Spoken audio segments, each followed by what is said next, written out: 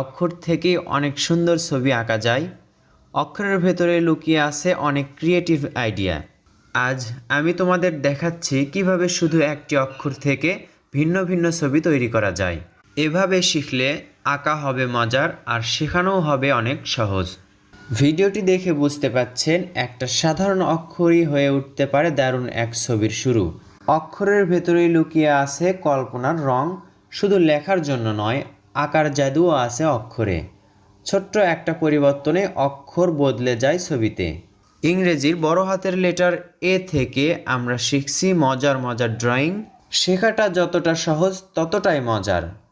আমরা এভাবে মজার ছলে সোনামণিদেরকে শেখাতে পারি, তাদেরকে ছবি আঁকার প্রতি আগ্রহটা বাড়িয়ে দিতে পারি। কৌশলটি প্রথমে আপনি নিজে আয়ত্ত করে নেবেন, এরপর কাউকে শেখাবেন। মজার এই ক্রিয়েটিভ ড্রয়িংটি আপনি তাকেই শেয়ার করুন যাকে আপনি শেখাতে চান এবং রেখে দিন আপনার নিজের টাইমলাইনে। ভালো লাগলে ভিডিওটিতে লাইক করুন এবং কমেন্ট করে জানিয়ে দিন আপনার মতামত। আমরা প্রতিদিন অক্ষর